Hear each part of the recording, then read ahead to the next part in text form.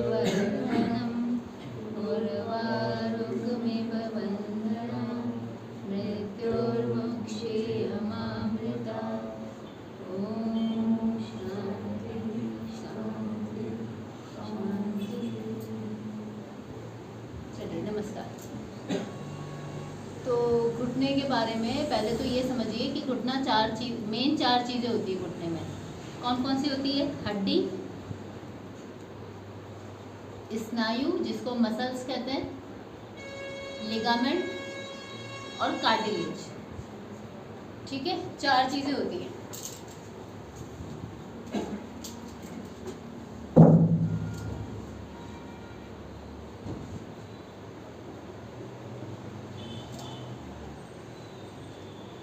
स्नायु, ठीक है, मसल्स,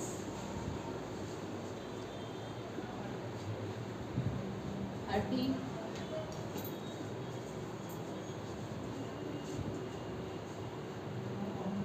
लिगामेंट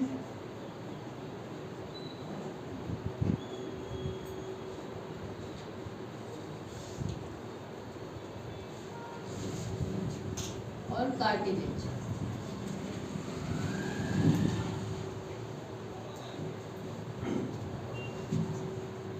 ठीक है, तो घुटने में स्नायु होता है, मसल्स होती है, हड्डी होती है, लिगामेंट होता है और कार्टिलेज होता है। लिगामेंट क्या चीज़ है? जैसे ये हड्डी है, अब इस हड्डी के ऊपर मसल लगी हुई है, तो ये मसल जहाँ पे जुड़ती है उसको हम लिगामेंट कहते हैं। मतलब हड्डी को मसल जहाँ पर चिपकेगी, जहाँ से हड्डी के ऊपर मसल चिपकेगी उसको हम लिगामेंट कहते हैं। जहाँ पे मसल वहाँ पे अटैच होती है उसको लिगामेंट कहते हैं। और ये कार्टिलेज क्या चीज़ है? जो कुशन की तरह भरा रहता है ना हड्डियों के अंदर, उसको हम कार्टिलेज कहते हैं। उससे क्या होता है कि हमने कहीं पर भी पैर डाला तो हमें झटका नहीं लगेगा। जैसे गाड़ी में सोकर होता है, तो गाड़ी में सोकर होता है तो क्या होता है कि हम जैसे ही गाड़ी कहीं धक्का खाती है तो धच्ची हमें पता नहीं चलती सोकर की वजह से। ऐसे ही आपकी बॉडी में क्या है? कार्टिलेज, हड्डी के ऊपर धमक आई पर पता नहीं चली। घुटने के अंदर ये गुदगुदा सा कुशन जैसा सब्सटेंस है। तो इन चारों में से अगर किसी भी चीज में दिक्कत आएगी तो आपके घुटने में दिक्कत आएगी। ठीक है, तो घुटने का दर्द हम क्यों आज अच्छे से समझा रहे हैं आपको? क्योंकि अगर आप समझ गए तो आप खुद ही अपना इलाज कर सकते हो, खुद ही जान सकते हो कि ये दर्द किस तरीके का है। आज हम क्या क्या समझेंगे? हम समझेंगे कि घुटना क्या है एक्चुअली, जो दिख रहा है ये छोटा सा ही घुटना है या और भी कुछ है। तो घुटना क्या है, किस किस तरीके के दर्द होते हैं घुटने में। आपको तो बस ये पता चल गया कि मेरे घुटने में दर्द हो रहा है, लेकिन घुटने का दर्द एक तरीके का नहीं होता। घुटने का दर्द बहुत सारे तरीके के होते हैं। तो आप उनको लक्षणों को देखकर ही पहचान जाएंगे कि मेरा दर्द कौन से तरीके का है। ठीक है, तो लक्षण को देखकर दर्द को पहचानना और फिर उसका उपचार करना। ठीक है, तो आज हम ये सारी चीजें समझेंगे और जो फिर आपके क्वेश्चन होंगे वो हम बाद में ले लेंगे। तो घुटना बना मसल से, हड्डी से, लिगामेंट से और कार्टिलेज से। अब घुटना मतलब में जब भी दर्द होता है तो वो दर्द आयुर्वेद के हिसाब से किस वजह से होता है? वात की वजह से होता है। आयुर्वेद कहता है कि जब भी घुटने में दर्द होगा तो किस वजह से होगा? वात की वजह से। वात मतलब वायु। अब हमारी बॉडी में वात भी है, पित्त भी है और कफ भी है। 3 पदार्थों से हमारी बॉडी बनी है। तो जब वात बढ़ता है, वायु बढ़ती है, तो कहीं पर अगर मान लो मैंने कोई चीज रखी है और वहां पर बड़ी तेज हवा चल रही है तो क्या होगा?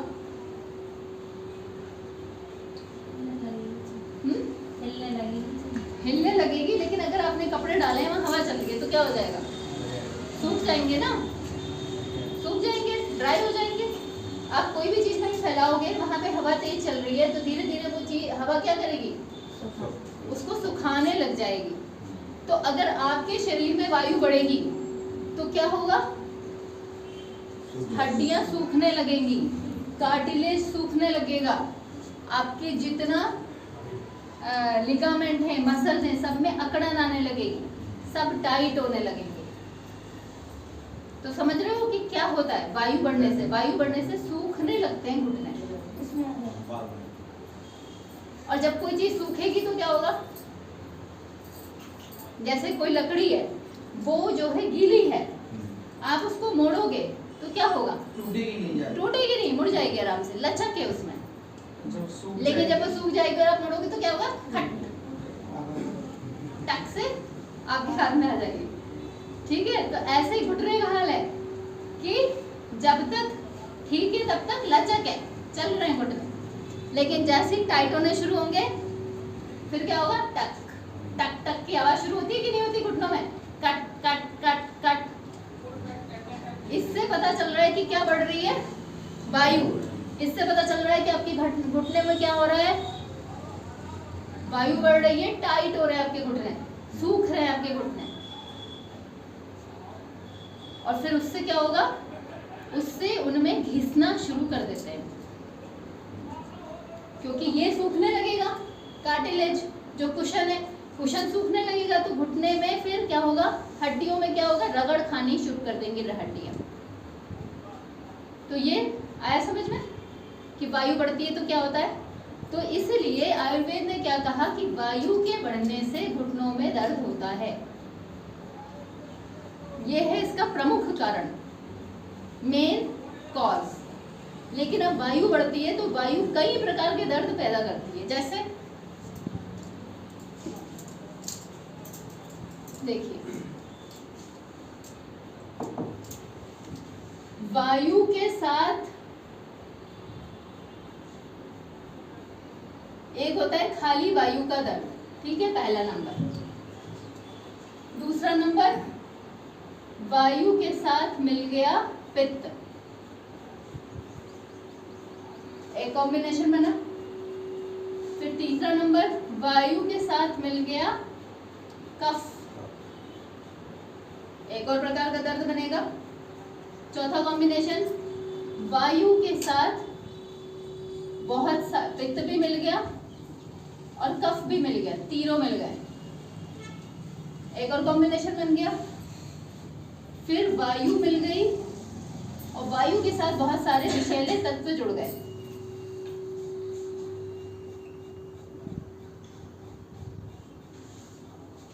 विषैले तत्व, टॉक्सिन्स कह सकते हैं हम इनको आयुर्वेद इनको आम भी कहता है, आम, ठीक है। तो आम, टॉक्सिन्स, विषैले तत्व वायु के साथ, तो जैसे जैसे वायु के साथ चीजें मिलेंगी प्रकार बदलते जाएंगे, कॉम्बिनेशन बन रहे हैं अलग अलग तरीके के। फिर छठवां कॉम्बिनेशन क्या है? चोट लग गई, मतलब छठवां कारण क्या है? चोट लग गई है, कहीं पर कोई गिर गया, टूट गई हड्डी, या फिर कोई लिगामेंट में चोट आ जाती है, ठीक है, चोट की वजह से। सातवां कारण क्या है? सातवां कारण है मोटापा। आपका वजन आपके शरीर के अनुपात में ज्यादा है, आपके घुटनों को ज्यादा वजन उठाना पड़ रहा है, आपके घुटनों पे ज्यादा प्रेशर पड़ रहा है, या फिर आप बहुत ज्यादा घुटनों पे काम करवा रहे हैं, घुटनों से बहुत ज्यादा काम करा रहे हैं, ठीक है। आठवां क्या है? आपकी जीवन शैली।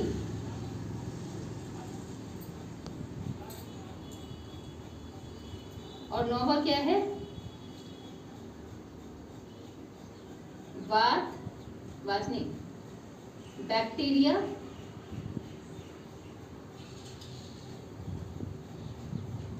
और इस तरीके के तत्व, अलग अलग तरीके के जो जीवाणु होते हैं उनका आक्रमण जब होता है बॉडी पे। और एक और कारण है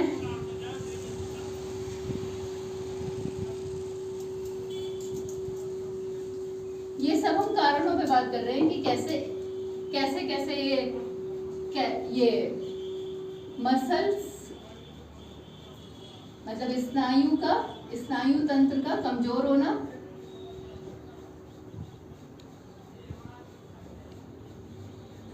और 11वां कारण है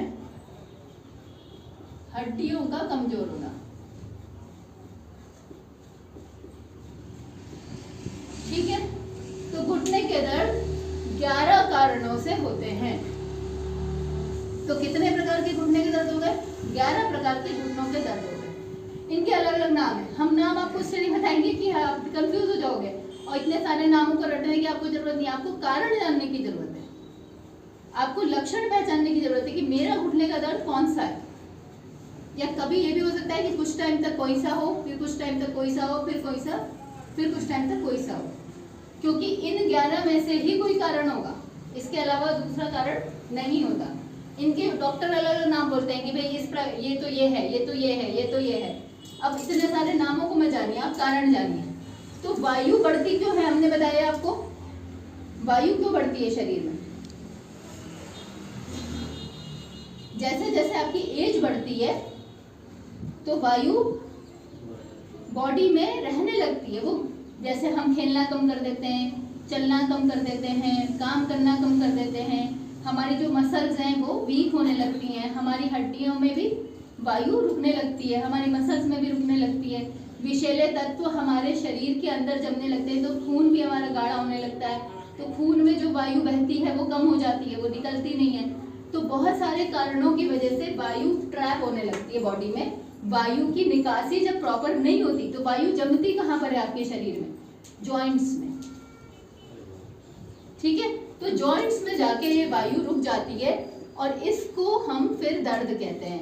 इसीलिए इसको संधिवात का नाम दिया गया आयुर्वेद में। संधिवात, संधि पे जो वायु रुकी हुई है उसका दर्द। ठीक है, समझ में आ गया कि क्यों होता है? एज की वजह से होता है। और एज की वजह से भी क्यों होता है? जब हम उस प्रकार से अपने शरीर को साफ नहीं रखते अंदर से और उसको सक्षम नहीं रखते तो वायु नहीं निकलेगी, और वायु नहीं निकलेगी तो अंदर रहेगी, तो अंदर कहाँ पर रहेगी? आपकी जॉइंट्स में रहेगी, और जॉइंट्स में रहेगी तो फिर मैंने बताया कि अगर वायु रहती है तो क्या करती है? सुखाना शुरू कर देती है उस जगह को। फिर वायु के साथ पित्त, तो वायु के साथ जब पित्त जुड़ता है तो क्या लक्षण पैदा होते हैं? आपकी एड़ी में सूजन आने लगेगी, आपके नीचे पैरों के जो अंगूठे हैं उसमें सूजन आने लगेगी। पित्त हमेशा कहाँ से शुरू होता है? पैरों की तलवों से शुरू होता है, एड़ी से शुरू होता है। तो अगर आपकी एड़ी सूज रही है या आपकी यहाँ पर अंगूठे में सूजन आ रही है, दर्द होता है, पैर के तलवे में दर्द होता है, तो ये समझिए कि पित्त भी आपका बढ़ रहा है। अब ये नहीं है कि रोज रोज बढ़े, जिस हो सकता है किसी दिन बढ़े, उस दिन होगा ऐसा। वायु ऑलरेडी है, घुटने में प्रॉब्लम ऑलरेडी है, या फिर वायु ऑलरेडी बढ़ी हुई है, अलग अलग जॉइंट में रुकी हुई है। अब पित्त बढ़ गया किसी दिन बॉडी का, तो उस दिन आपकी बॉडी में क्या आ जाएगी? सूजन। समझ गए? तो समझ जाइए पित्त बढ़ रहा है। इसका हम उपचार भी देखेंगे कि उपचार कैसे करना है। फिर वायु और कफ। वायु है, अब कफ कैसे होगा? कफ पैदा करता है दर्द आपके रीढ़ की हड्डी में, कूल्हों में और जकड़न। अगर आपको उठते हैं आप तो आपको यहाँ पर पूरी जकड़ रही है बॉडी, ये जकड़ रहा है ऊपर का हिस्सा, ये सब जकड़न पैदा हो रही है, ऐसा लग रहा है कि सब जकड़ा हुआ है, तो समझ जाइए क्या है? कफ। क्योंकि कफ क्या करता है? वो जकड़ के रखता है। पित्त क्या करता है? सूजन पैदा करता है। ठीक है, पित्त से सूजन होती है, कफ से जकड़न होती है। जैसे गले को नहीं जकड़ लेता, जब हमारा कफ बढ़ता है तो ऐसा लगता है ना कि कुछ यहाँ पर अटक रहा है ऐसे ऐसे करते रहते हैं। हाँ, पित्ताशय से ही होता है, पर आयुर्वेद जैसे वात पित्त कफ में सबकी बॉडी बताता है ना, आयुर्वेद के अकॉर्डिंग हम पढ़ रहे हैं आज, हम मेडिकल साइंस के अकॉर्डिंग नहीं पढ़ रहे हैं इसको। ठीक है, अभी इसके उपचार बताएंगे फिर हम सेकंड उसमें, और लास्ट में हम आपको व्यायाम बताएंगे कि आप घर पे कौन से व्यायाम कर सकते हैं, और उपचार भी बताएंगे, सब बताएंगे। तो प्रॉब्लम पहले समझिए, फिर इसके उपचार समझिए, फिर इसका व्यायाम समझिए, और घर पे अगर आप प्रॉपरली करेंगे तो अपने दर्द को बहुत कम कर सकते हैं, दूसरों की भी मदद कर सकते हैं। तो वायु और कफ का हो गया। जब ये तीनों बढ़ते हैं वायु, पित्त और कफ, तो इसका लक्षण आता है त्वचा पे। बढ़ने का मतलब मेरा ये है कि डिसबैलेंस होना, आपस में जब ये डिसबैलेंस हो जाते हैं, कोई सा बढ़ गया कोई सा घट गया, जितना चाहिए उतना नहीं है बॉडी में। हम बहुत रॉ भाषा में बात कर रहे हैं जिससे आप सबके समझ में आए। मुझे यहाँ पर कोई ये नहीं है कि अपनी प्रखंड पांडित्य झाड़ना है। मैं ये चाहती हूँ कि बहुत कठिन हम नाम ना लें, बहुत कठिन मेडिकल टर्म्स ना लें, जो बिल्कुल आपको समझ आ जाए वो बात हम करें आज।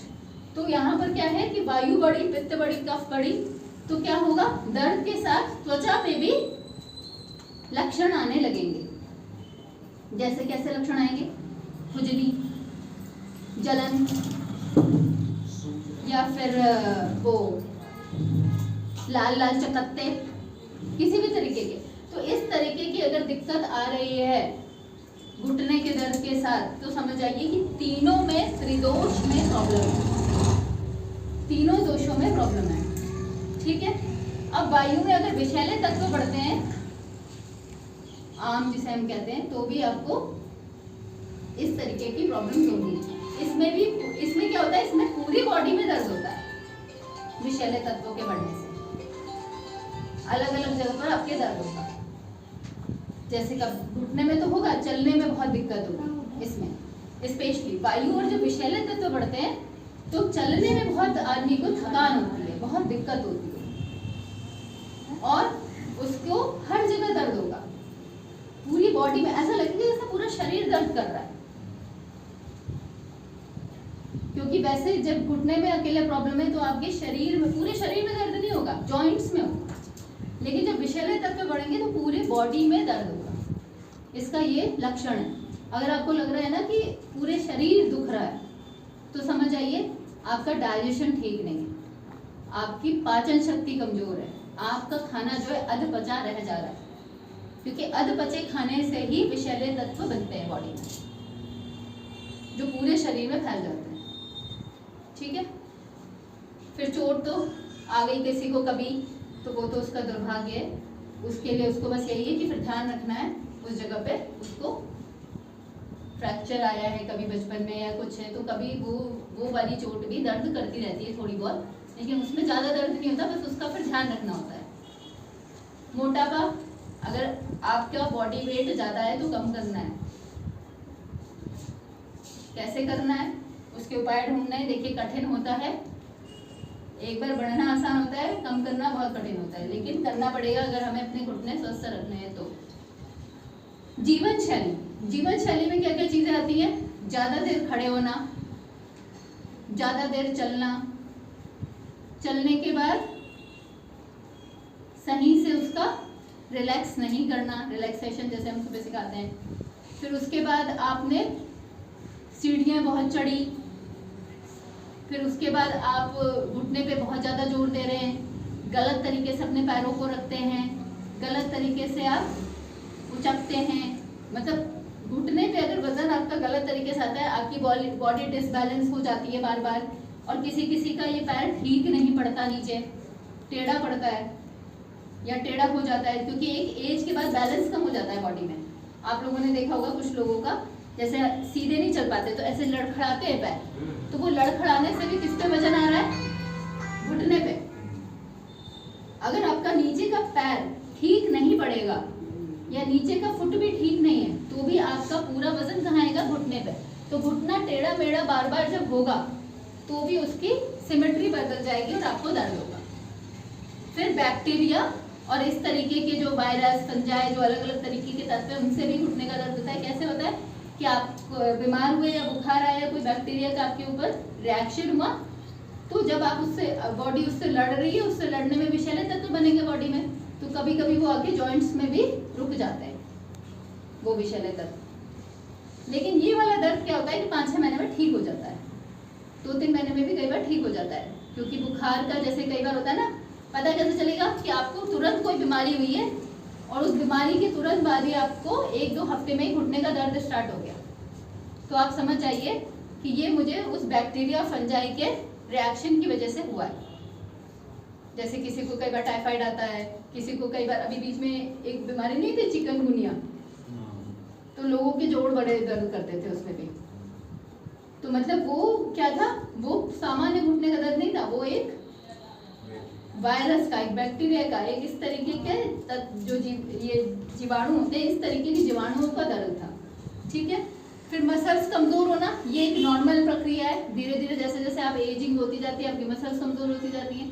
मसल्स कमजोर होंगी तो भी घुटना दर्द करेगा, और हड्डियां कमजोर होंगी तो भी घुटना दर्द करेगा। समझ में आ गए सारे कारण कि आपके जो 3 तत्व हैं वो बिगड़ते हैं, ऊपर नीचे होते हैं तो आपका घुटना दर्द करता है। मसल कमजोर होती है तो दर्द करता है, बोन्स कमजोर होती है तो दर्द करता है, और जीवन शैली में प्रॉब्लम है, उसमें आहार भी आ जाता है, विहार आ जाता है, ठीक है, सब कुछ आ जाता है। तो इन सब कारणों में से अगर कोई भी एक कारण है तो आपका घुटना दर्द करेगा। ठीक है। इससे रिलेटेड आपके कोई क्वेश्चन है तो पूछ लीजिए, क्योंकि अब हम फिर बताएंगे कि इनका उपचार कैसे करना है। अभी तक जो समझाया उसमें कुछ पूछना है? माता जी सूझ गए तो क्या बताया कि नीचे एड़ी में सूजन आ रही है, तो क्या है मतलब? वात प्लस पित्त, ठीक है, पित्त बढ़ रहा है। अब उपचार कैसे करने हैं? देखो, वायु के दुश्मन कौन कौन है आपके किचन में? अदरक, लहसुन, अजवाइन,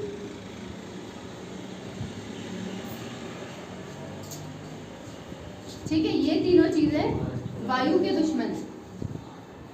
अगर घुटना ठीक रखना है तो अदरक, लहसुन, अजवाइन लेना होगा। ठीक है। आपकी जो बॉडी में टॉक्सिन्स हैं, विषैले तत्व हैं, उसके लिए क्या चाहिए? मेथी, हरड़, त्रिफला,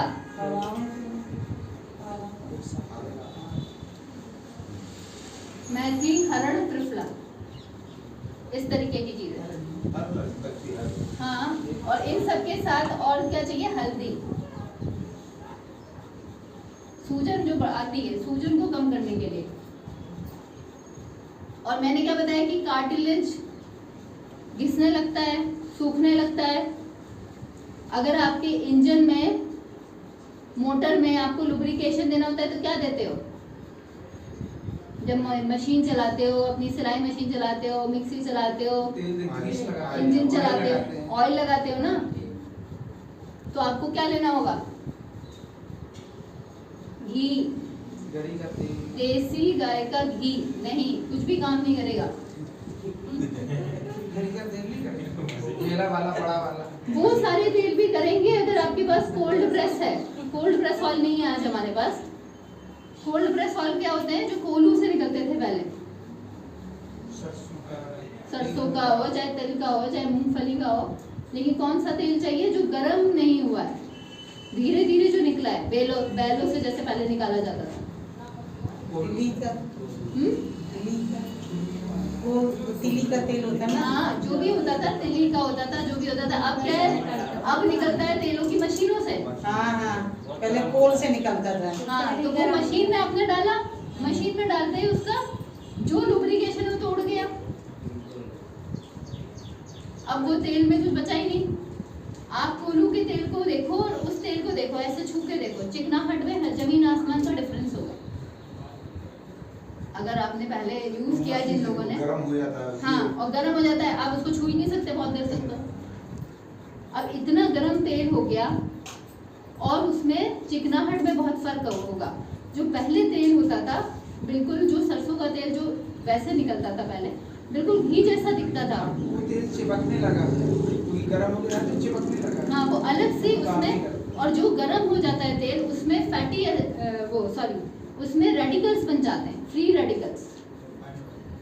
फ्री रेडिकल्स दीदी, जैसे अदरक हो गया, लहसुन हो गया, मैं अभी बता रही और हूँ। मान हो गई तो ये तीनों चीजें कितनी कितनी लेना अभी मैं पूरा बताऊंगी, फिर उसके बाद पूछेंगे आप लोग, है ना। अभी मैं पहले पूरा बताऊंगी कि इनको कैसे लेना है, ये भी बताऊंगी। तो इससे दर्द तो कम आप, हाँ, आपको एक तो देसी घी लेना है जरूर। तेल ले रहे हो वो खाओ, तेल खाना अलग चीज है, घी खाना अलग चीज है। तो देसी गाय का घी, जर्सी गाय का नहीं, भैंस का नहीं, ठीक है। गाय नहीं तो पालो, आप लोग तो पाल सकते हो, ठीक है। यहाँ पे तो कोई कमी नहीं है, शहरों में दिक्कत है। तो देसी गाय का घी, अगर अपने शरीर को, दिमाग को, अपने घुटनों को, सबको ठीक रखना है तो देसी गाय का घी कम से कम 1 से 2 चम्मच रेगुलर लेना है। रोटी में लगा के, दाल में डाल के, सब्जी में डाल के, चाहे पानी में मिला के, कुछ नहीं तो घी में डाल के 1 चम्मच, लेकिन वो जाना चाहिए। 1 चम्मच आपकी बॉडी में देसी गाय का घी जाना चाहिए। सिर्फ ये लुब्रिकेशन ही नहीं देता, ये बहुत सारे काम करता है। देखिए, आप लोग किसान हैं सब लोग, मतलब जुड़े हुए हैं खेती से, सब जानते हैं एकदम। आप ये बताइए कि एक गाय कितना दूध देती है रोज? देसी गाय, यहाँ की, मैं गिर और उसकी बात नहीं कर रही, राठी की, यहाँ की जो गाय है, यहाँ की जो लोकल गाय है, वो कितना दूध देती है रोज? आधा किलो 1 किलो एक टाइम में। और उसका घी निकालेंगे तो कितना निकलेगा? मतलब कितने किलो दूध में घी निकलेगा आपको लगता है? 1 किलो घी कितने किलो दूध में निकलेगा उस गाय का? 20 किलो में कम से कम 50 रुपए किलो दूध है यहाँ पे। 50 रुपए किलो से तो नहीं है, 60 भी है कई जगहों पे तो, है ना। 50 ही मान लो आप, 50 रुपए किलो दूध है, 20 किलो दूध से निकलेगा तो 1000 रुपए किलो घी हो गया। मेहनत तो इसमें हमने जोड़ी ही नहीं, जो गरम करना है, उसको चलाना है, जो उसको उबालना है, जो उसको बनाना है। मार्केट में 40 पैसे की चीज जब बनती है ना, तो मार्केट में 40 रुपए की बिकती है। इतना बढ़ता है मार्केट में, क्योंकि ये बहुत बड़ी चेन है, ये बहुत बड़ी चेन है। आपको जो लग रहा है ना 50% ही बढ़ता है रेट, नहीं, 50% नहीं बढ़ता। आप ये सोचो कि वो भी किसी से ले रहे हैं घी, खुद नहीं बना रहे। तो अगर उनको किसी ने बनाकर 1000 रुपए किलो में दिया है, और उनके कितने लोग लगे हैं, और कितनी जगह पे ट्रांसपोर्ट लगा है, और सब जगह पे पैकेजिंग लगी है, पैकेजिंग लगने के बाद, ट्रांसपोर्ट लगने के बाद, इतने मिडल मैन खाते हुए वो घी आपके पास कैसे 600 में आ सकता है? मतलब आप खुद अपने दिमाग से सोचो कि क्या वो 600 में आपके पास आ सकता है? क्वालिटी नहीं है उसकी, बस क्वालिटी नहीं है। मैं तो कह रही हूँ भैंस का भी नहीं आ सकता, गाय का तो छोड़ दो। अब वो क्या आप खा रहे हो वो आप देखो, कोई सा घी नहीं आ सकता 600 रुपए किलो में। अगर आप खुद से गाय रखोगे या भैंस रखोगे हाँ, और आप अपनी खेती करोगे और उससे उसको चारा भी खिलाओगे और अपना उसका दूध निकाल के अपना खुद घी बनाओगे, तब भी आपको 600 में नहीं पड़ सकता। तो ये बहुत बड़ा सिस्टम है। मैं इसलिए किसी का नाम नहीं लेना चाहती, बस यही बोलूँगी कि आप लोग अगर शुद्ध खाना चाहते हैं तो खुद से करिए या फिर करवाइए किसी से। जैसे आपका कोई, यहाँ तो लोग अभी कर रहे हैं, यहाँ तो गाय हैं लोगों के पास, थोड़ा सा वो पैसा लेंगे, उनको दे दो, ज़्यादा लगेगा तो ये है थोड़ा, उतना आपका दवाइयों में बच जाएगा, उतना आप दवाइयों में लगा रहे हो। ऐसा नहीं है कि बचा रहे हो पैसा, आप 600 का घी खा रहे हो, ठीक है। हो सकता है कि यहाँ किसी से घी लोगे तो 1000 का देगा या 1200 का देगा। कुछ लोग हैं जो बना के दे रहे हैं, और इतना नहीं है यहाँ पे, हम भी तो ले रहे हैं, हमने देखा उनका कि शुद्ध में बस ये कर सकता है कि हाँ जी थोड़ा कम उसको गर्म करके दे देगा, और बाकी और ये कुछ नहीं है। लेकिन उतना ही पैसा अपने डॉक्टर्स का बचा लो। मेरा यहाँ पे कहने का मतलब ये है कि आज तो आपको लगेगा कि मैं तो 600 की खा रहा हूँ, मैं 1000 का क्यों? डॉक्टर को देने के लिए तैयार रहते हैं, 1000 फीस लग जाए, आप नंबर लगा दो। तो वो तो आपकी चॉइस है, ठीक है। मेरा काम है यहाँ बताना। तो आपको देसी गाय का घी खाना है अगर आपको अपने घुटने अच्छे रखने हैं। जितनी उम्र बढ़ रही है उतना घी के ज़्यादा जरूरी है आपके लिए। हमें क्या लगता है कि बच्चों को खिला दो या फिर छोटे बच्चों को खिला दो, ऐसा नहीं है, क्योंकि एज बढ़ती है तो वायु बढ़ती है। छोटे बच्चों का तो ब्लड वैसे ही चल रहा है, छोटे बच्चे तो वैसे ही दौड़ रहे हैं, बच्चों को भी ज़रूरी है, उनके ब्रेन के लिए ज़रूरी है। मैं ये नहीं कह रही बच्चों को मत खिलाओ, लेकिन बड़ों को भी जरूरी है। आपने पहले देखा होगा कि जैसे जैसे एज होती थी कहते नहीं थे इतना बुढ़ा हो गया फिर भी घी चाहिए इसको 100 ग्राम। मतलब बुढ़े बुढ़े लोग भी गांव में शहर में सब लोगों को आदत थी कि वो घी खाते थे। तो हम कहते थे कैसे पचा ले रहा है, क्योंकि डॉक्टर ने हमारे दिमाग में डाल दिया कि घी पचाना बहुत कठिन है, जबकि घी पचाता है खाने को। अगर आपने 1 चम्मच घी दाल में डाल दिया तो प्रोटीन पच जाएगा उसका, जो प्रोटीन हम वैसे नहीं पचा पाते। अगर आपने एक रोटी के ऊपर थोड़ा सा घी लगा लिया तो गेहूं पचने में आसान हो जाएगा। अगर आपने दूध में 1 चम्मच घी डाल लिया तो आपके जितना कब्ज की और जितनी आपकी प्रॉब्लम है सब खत्म हो जाएगी गैस में। तो घी ये नहीं है कि वो पचाता नहीं है, वो जो है आपके खाने को और जल्दी पचाता है। घी भारी नहीं होता, घी हल्का होता है, सुपाच्य होता है। देखिए वो तो फिर अपना कोई सा भी, लेकिन यहाँ पे मैं जो बता रही हूँ देसी गाय का घी चाहिए, हमें हल्का वाला घी चाहिए। भैंस का जो घी होता है उसमें फैट है, उसमें बहुत ज़्यादा फैट है। हम अभी सुपाच्य खाने की बात कर रहे हैं। जिनको घुटनों की दिक्कत है उनको सुपाच्य खाना खाना है, easy to digest. Easy to digest में देसी गाय का घी आता है, भैंस का नहीं आता। भैंस का भारी होता है, पचने में भारी होता है घी। ठीक है, यहाँ आ जाओ। अब ये जो अदरक है, लहसुन है, अजवाइन है, मेथी है, हरड़ है, त्रिफला है, कैसे लेना है? तो जो रात जिन लोगों को प्रॉब्लम है, सबसे पहले देखो तो आपने इससे क्या सीखा उपचार में कि पेट आपका साफ रहना चाहिए पहला। तो जिनका पेट साफ नहीं रहता है उनको रात में सोने से पहले त्रिफला या फिर हरड़, इन दोनों में से कोई चीज का पाउडर 1 चम्मच दूध के साथ या गर्म पानी के साथ लेके सोना है। ठीक है, तो सबसे पहले अपने पेट का ध्यान रखना है अगर आपको अपने घुटने ठीक रखने हैं। इन दोनों में से ये चीज करनी है। फिर जिनको ये वाला दर्द है, विषैले तत्व वाला, मतलब टॉक्सिन्स जमा हो गए हैं, उनको कुछ दिनों तक रोज मेथी भिगो के रात में, सुबह मेथी खानी है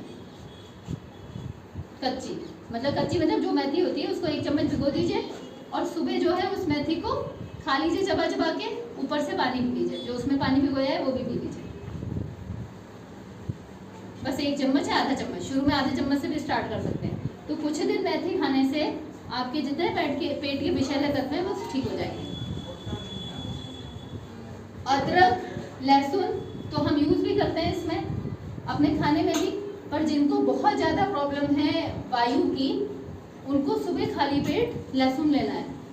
एक उसका जो वो होता है 1 या 2, बस 1 ही ले लीजिए, उसको निकल जाइए गुनगुने पानी से। एक उसकी चबा सकते हैं तो अच्छी बात है, पर जैसे स्मेल आती है किसी को, कोई नहीं कच्चा खाया जाता, तो उसको जैसे टैबलेट खाते हैं ऐसे निकल जाएगी, 1 डाल के पानी से थोड़ा सा। तो 1 या 2 सुबह लहसुन लेना है अगर पेट में आपको गैस बहुत बनती है। समझ गए? जिनका पेट साफ नहीं होता, त्रिफला, हरड़। जिनको टॉक्सिन्स लग रहे हैं, टॉक्सिन्स कैसे पता चलेंगे? स्किन की प्रॉब्लम हो रही है, फैटी लिवर हो रहा है, सुस्ती हो रही है सुबह जगने में, अकड़न महसूस हो रही है बॉडी में, कहीं पर ऐसे जकड़ रहा है जैसे हाथ पैर जकड़ रहे हैं, ठीक है, ये सब इस तरीके के सिम्टम आ रहे हैं, सूजन आ रही है, तो आपको मेथी भिगो के खानी है कुछ दिनों तक, 21 दिन कर लीजिए, फिर रोक दीजिए कुछ दिन, फिर 21 दिन कर लीजिए। ऐसे 21 दिन का आप बना सकते हैं। 2 हफ्ते छोड़ दीजिए, फिर 21 दिन कर लीजिए, फिर 2 हफ्ते छोड़ दीजिए, फिर 21 दिन कर लीजिए।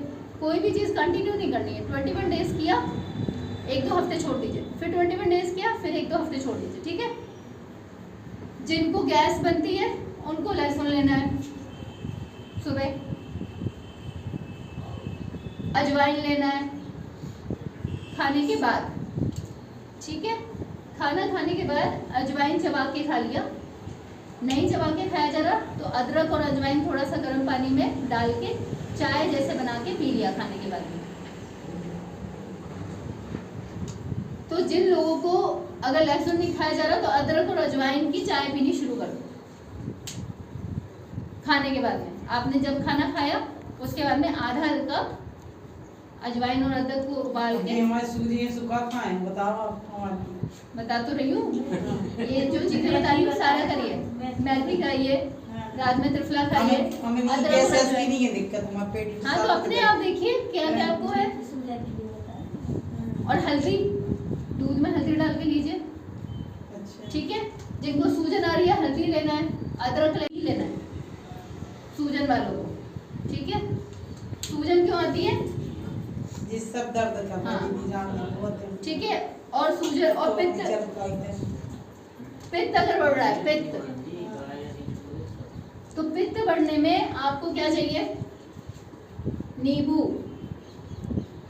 आंवला, गिलोय और हरा धनिया।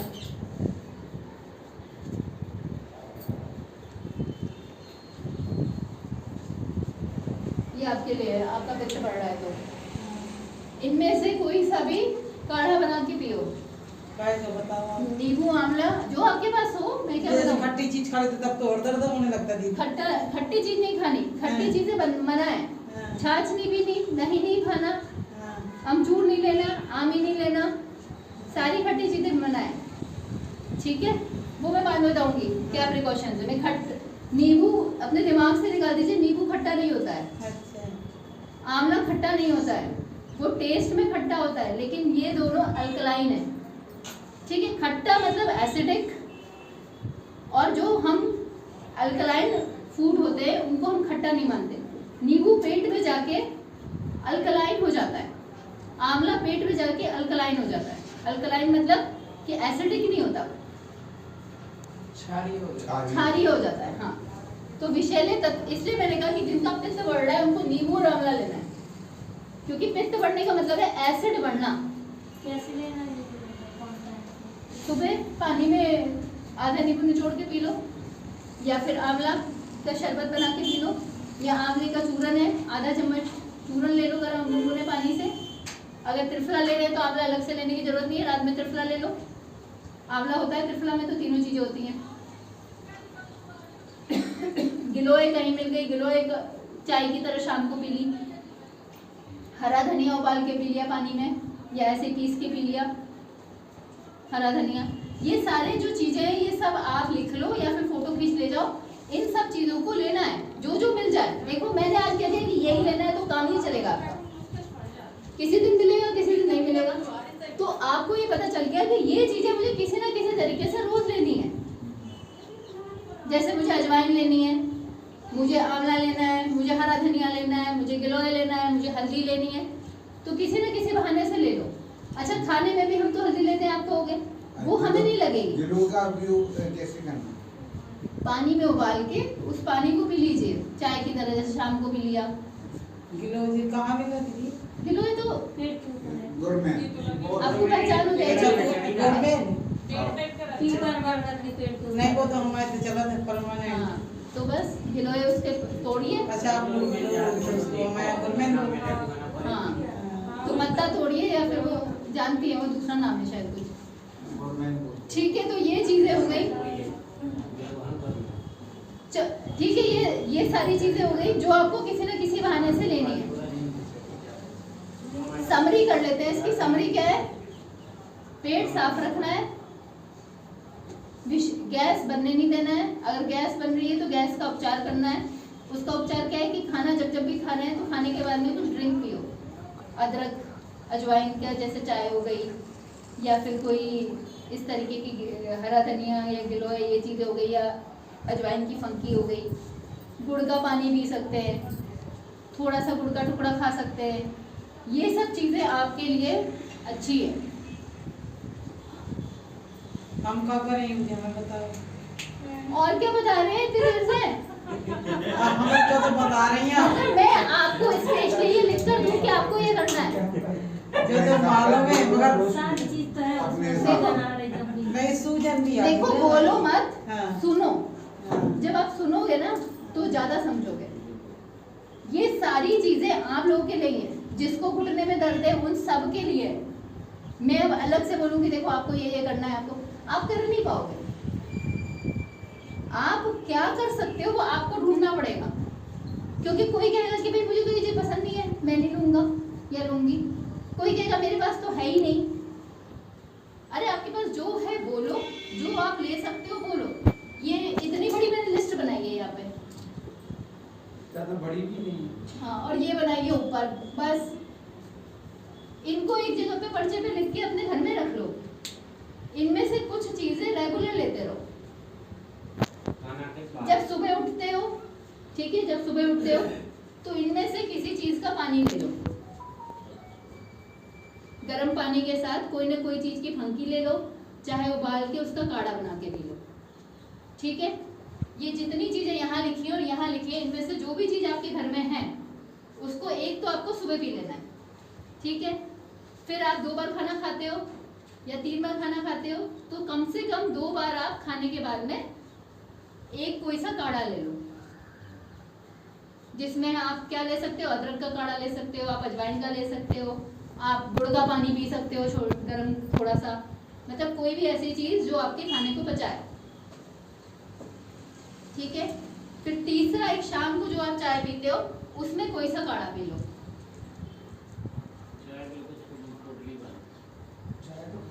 ठीक है, और चौथा, जब आप सोने जाते हो तो आपको त्रिफला या हरड़ लेना है, या ये दोनों नहीं लेना तो घी डाल के लेना है 1 चम्मच। तो ये आपके 4 टाइम हो गया। पहला सुबह उठ के, दूसरा जब आप खाना खाते हो उसके बाद में, दोनों बार नहीं हो पा रहा तो 1 बार कम से कम, जब मेन खाना खाते हो दोपहर का तब। ठीक है, 1 बार शाम को और 1 बार रात में सोने से पहले। ये 4 बार। हाँ, दिन का ही बोलो। अभी उस पे भी बताऊंगी, अभी वो भी बताऊंगी। पहले ये इतना हो गया, समझ आ गया इतना कि कैसे कैसे लेना है। अब हम आते हैं कि अगर आपकी हड्डी कमजोर हो रही है तो क्या लेना है। तो हड्डी कमजोर हो रही है तो आपको लेना है अश्वगंधा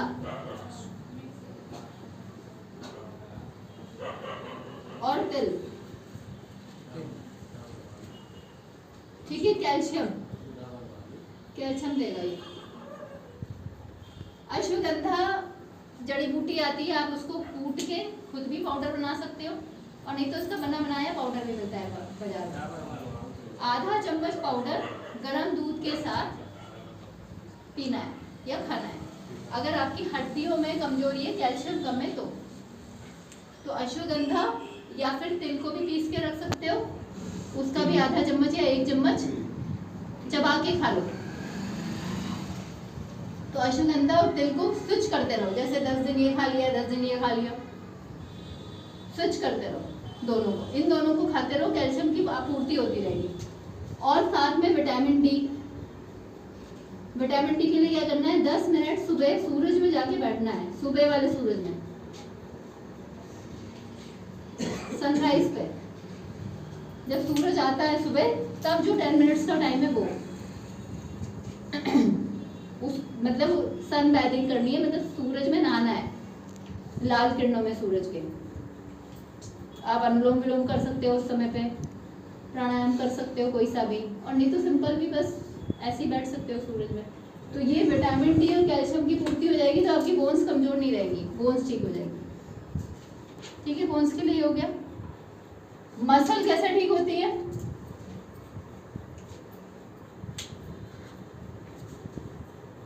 मसल के लिए कोई दवाई नहीं है।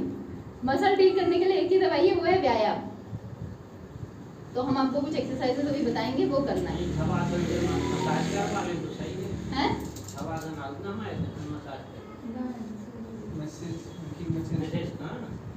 आती है वो यहाँ। प्रॉब्लम है इनको घुटनों में, तो मालिश करती है वो। हाँ, तो बोले वो ठीक है।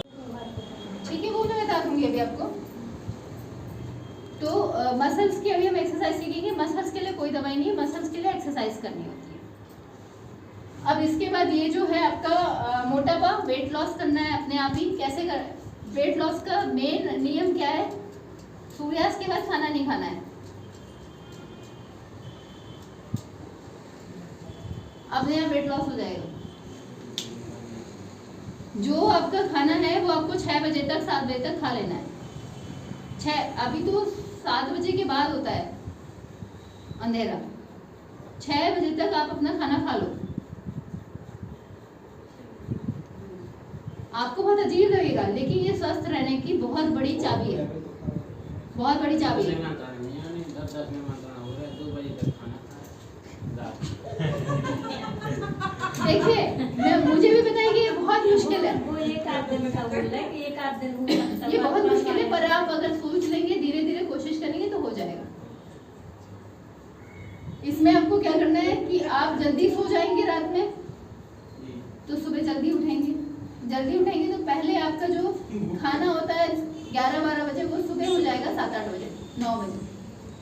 पहला खाना 8-9 बजे कर लो, बीच में कुछ हल्का खा लो 1-2 बजे, 3 बजे, 1-2 बजे, फिर भूख लगेगी, क्योंकि आपको मतलब पहला आपका खाना कब तक हो जाना चाहिए, 9 बजे तक कर लो।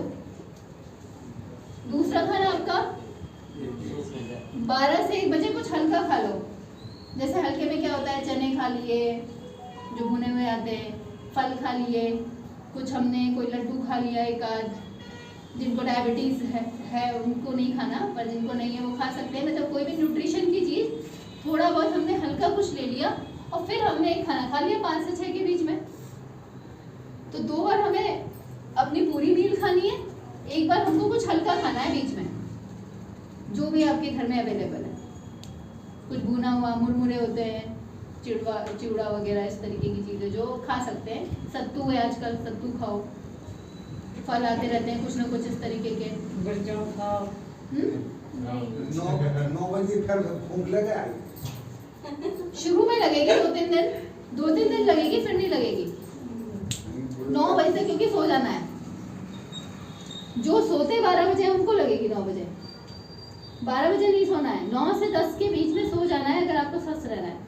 क्योंकि आपको जो आपके शरीर की संरचना है, देखो आपके शरीर में लिवर भी काम करता है, पैनक्रियाज भी, उनके 2-2 घंटे के टाइम है काम करने के। आजकल सबका लिवर खराब क्यों हो रहा है, क्योंकि लिवर के टाइम पे सब रात में जग रहे होते हैं। लिवर को आप रेस्ट नहीं दोगे तो लिवर अपनी सफाई नहीं करेगा।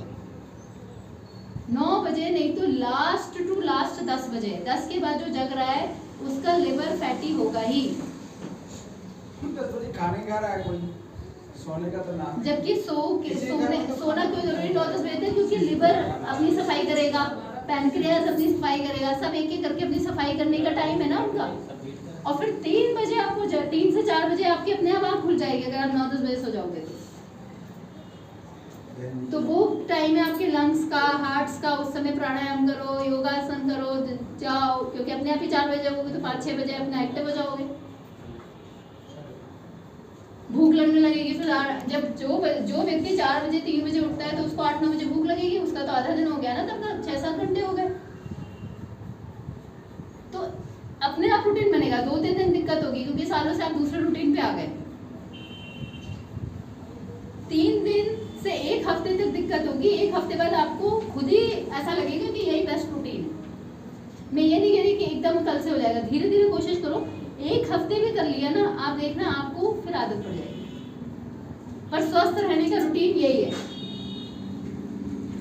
अगर आपको 3 बार खाना है, 3 बार खाओ। 9 बजे खाओ नाश्ता, 12 बजे खाना खाओ, 5-6 बजे फिर खाना खाओ। आप 3 बार खाओ। मैं ये नहीं कह रही कि खाना कम करो, बस जो लेट नाइट खा रहे हो वो बंद कर दो। और 6 बजे खा लोगे तो 8-9 बजे तक नींद भी आ जाएगी। 3 घंटे उसको पचने को भी मिल जाएंगे। 6 बजे तक खा लिया, 9 बजे तक सो जाओ। करना क्या है उसके बाद जब के, चलो दिल्ली में तो समझ में आता है कि वो नौकरी से ही आप आते हैं 11-12 बजे से घर में। यहाँ पे तो सब आ जाते हैं अपने घरों में 9 बजे तक। डिस्टेंस इतना है नहीं, वहाँ तो जाम में ही फंसे 2 घंटे। तो यहाँ तो सबसे बड़ी ड्यूटी है ना मोबाइल की। हाँ, अब वो तो हर जगह ही है। ठीक है, ये हो गया। तो ये हाँ, और इसके बाद एक और चीज़ क्या इम्पोर्टेंट है, मालिश। ये लास्ट है। जिनको घुटने के दर्द है, मालिश सबको करनी है। किससे करनी है? सबसे अच्छा इसका तेल आता है, मतलब सबसे अच्छा जो तेल है वो है तिल का या सरसों का तेल। उसमें आप थोड़ी सी लहसुन डाल दीजिए, गरम कर लीजिए उसको, और फिर उसको जब लहसुन काली सी हो जाती है तो उसको छान के रख लीजिए, उस तेल से मालिश करिए।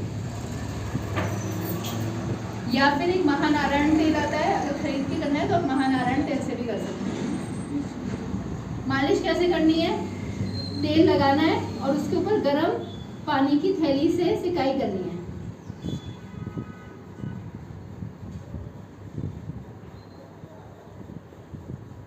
तेल को ज़्यादा नहीं रगड़ना है, बस तेल लगाया और गर्म पानी की थैली से सिकाई करें।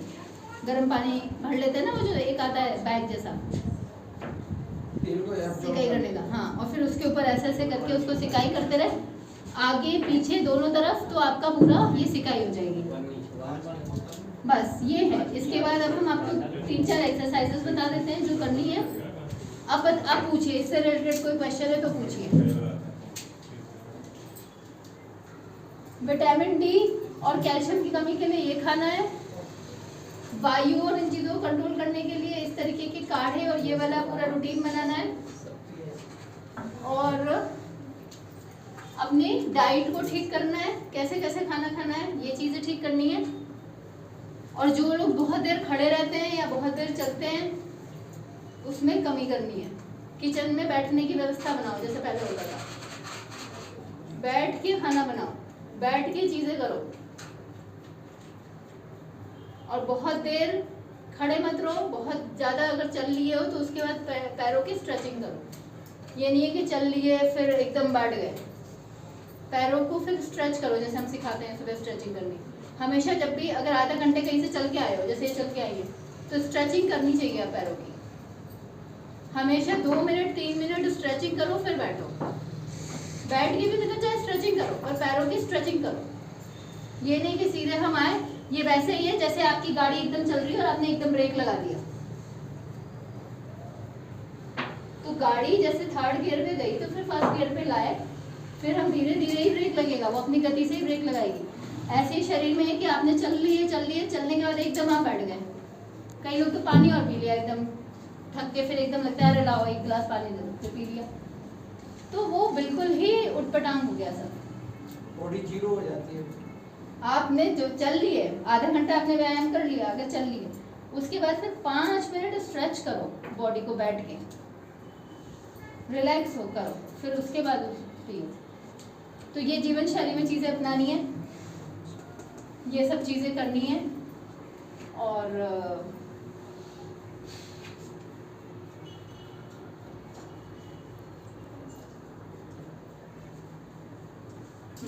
हो गया। दीदी अब ये पूछिए। चूरन के बाद क्या मिलेगा, कहाँ पे मिलेगा पाउडर? अश्वगंधा पाउडर हर उस पर मिल जाता है, जड़ी बूटियों की दुकान पे। तिल में तो तिल तो भारी में होता और है। ये पतंजलि पे भी मिल जाएगा अश्वगंधा पाउडर, उनकी भी आती होगी लेके। जैसे और तो हाँ, रात से एक और चीज रह गई, रात में अपने पैरों के तलवों पर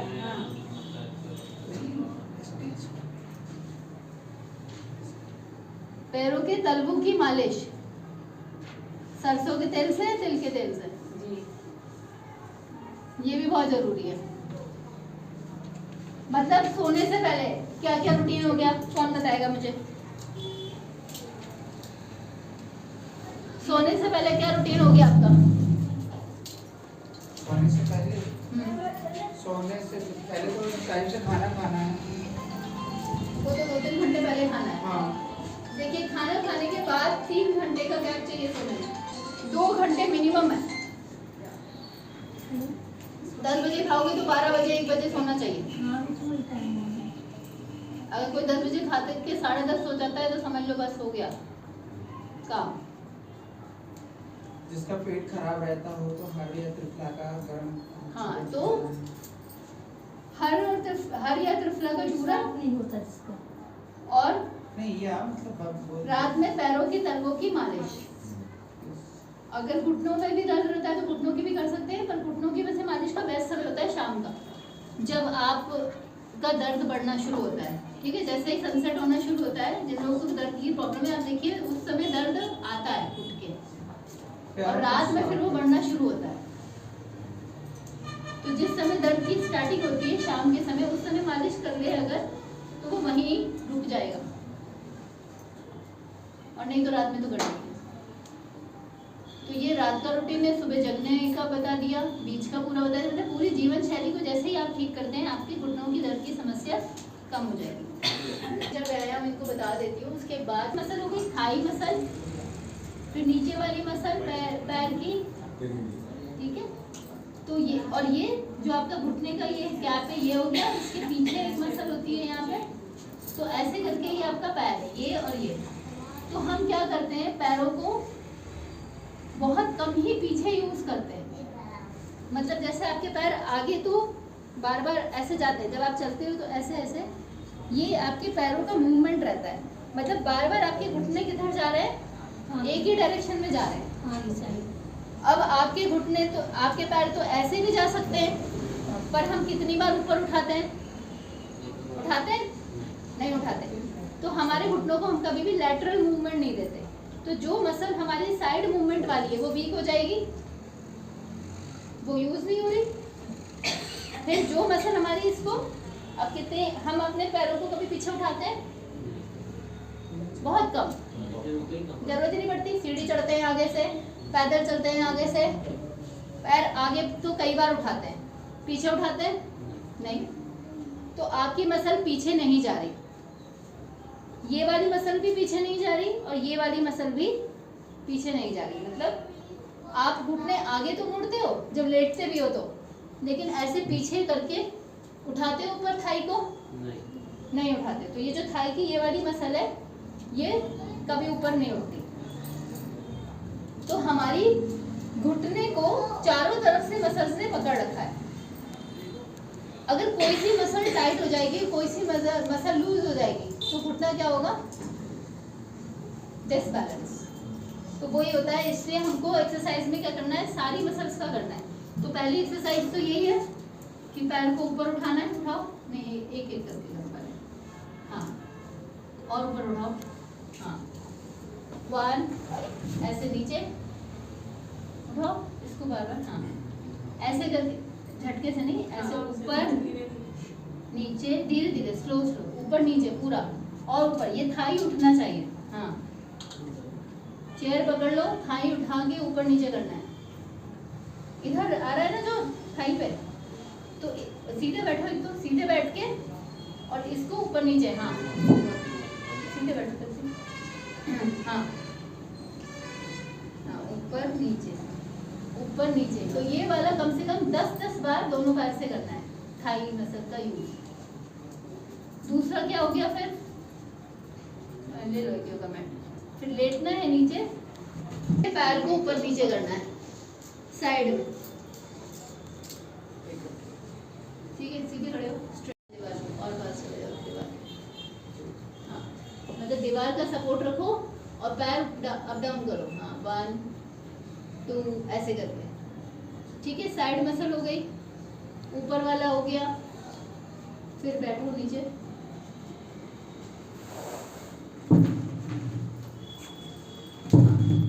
अब एक पैर को ऐसे उठाओ, यहाँ थाई से उठाओ, हाथ से उठा के रखो, थाई से, हाँ, अब ऊपर नीचे इधर से करो, घुटने से, हाँ, ये ठीक है। थाई से उठा के रखना है, अप डाउन करना है। ये तीसरा पार्ट हो गया, ठीक है, दोनों पैरों से करना है। चौथी एक्सरसाइज, जैसे वो झुलाते हैं, पकड़ो पैरों को, हाँ, पैर को पकड़ के झुलाना है, कंधे पे हाथ लगा दो। ठीक है, कैसे भी पकड़ सकते हैं, पंजे को और इसको, हाँ, मतलब कैसे भी पकड़ लो, पैर पकड़ना, हिलाना है उसको साइड से आगे पीछे, ठीक है। 4,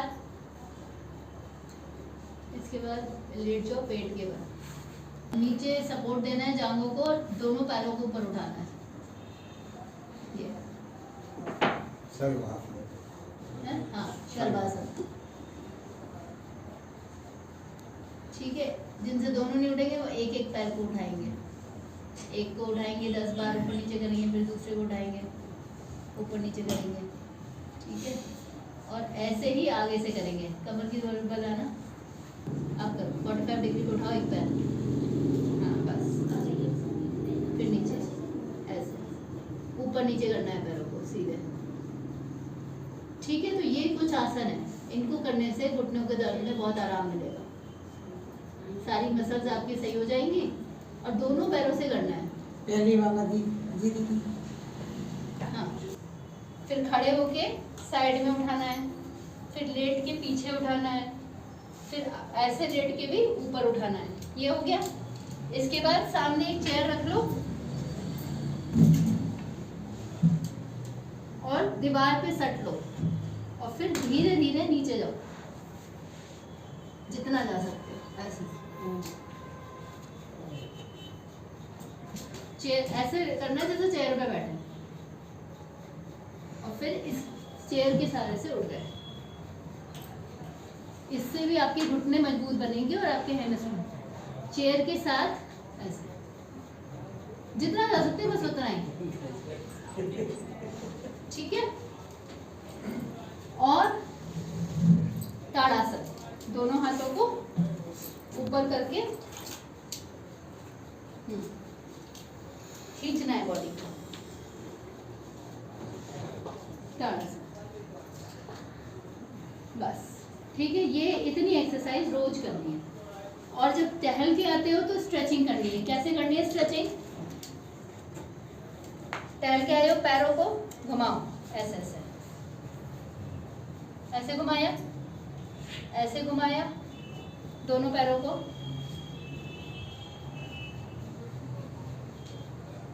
फिर पैर को ऐसे स्ट्रेच दिया, इधर भी स्ट्रेच दिया,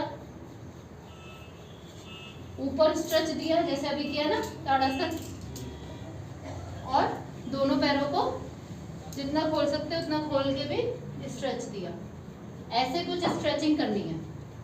चलने के बाद जब बहुत देर आप लोग चल लिए उसके बाद अपने पैरों को रिलैक्स करना है।